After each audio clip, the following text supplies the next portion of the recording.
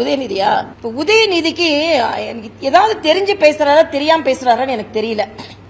செத்த மொழி சமஸ்கிருதம் சொன்னாரு. நேத்து ஒரு வீடியோ பார்த்தேன். அவங்க அம்மா சமஸ்கிருத ஸ்லோகத்தை எல்லா சாமிக்கும் சொல்றாங்க. இப்ப செத்த மொழி தான் அவங்க அம்மா பேசுறாங்களா? வீட்லயே இருக்குதுல, காதுல விழுது இல்லப்பா, சத்த மொழியா விழுந்து கொண்டு இருக்குது. செத்த மொழின்னு எப்படி நீங்க சொல்லுவீங்க? டெய்லி காலையில சத்தம் காதுல விழுது. அதே மாதிரி சனாதனத்தை கொசு போல ஒழிப்பேன். இன்னொன்னு, அவங்க வீட்டுல உள்ள எல்லா பேருமே சமஸ்கிருத பேரு தான். ஆக சமஸ்கிருதத்தை பேரை வச்சுக்கிட்டு எப்படி செத்த மொழின்னு சொல்வீங்க? உங்க மொழிகளே சமஸ்கிருதம் இருக்கு.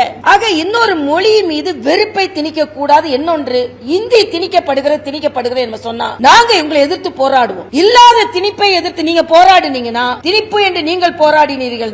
இல்லாத திணிப்பை எதிர்த்து போராடுறது மட்டும் இல்ல, நீங்க நடத்துற பள்ளிகளில இந்தி இருக்கிறது, அதை எதிர்த்து நாங்க போராடுவோம். அதனால சும்மா இல்லாத திணிப்பை இருக்கிறது என்று சொல்லிக் கொண்டிருக்கிறார்கள். நான் மறுபடியும் இங்க சொல்றேன், தமிழகத்தில் உள்ள தனியார் பள்ளிகளில் ஹிந்தி சொல்லிக் கொடுக்கவில்லை என்று வெள்ளை அறிக்கை நீங்கள் கொடுக்க முடியுமா? ஆக தனியார் பள்ளியில செல்வந்தர் குழந்தைகள் ஹிந்தி படிக்கலாம், அவங்களுக்கு வேலை வாய்ப்பை அதிகரிக்கலாம். ஆனா அரசாங்க பள்ளி குழந்தைகளுக்கு ஹிந்தி படிக்க கூடாது என்ற பாராபட்சத்தை நாங்கள் எதிர்க்கிறோம். இன்னும் சொல்ல போனா, உதயநிதி அவங்க பிள்ளைங்க படிச்சது ஹிந்தி படிக்காத பள்ளியில யாரும் படிக்கல. அதனால அவங்க பேசுறது ஒண்ணு,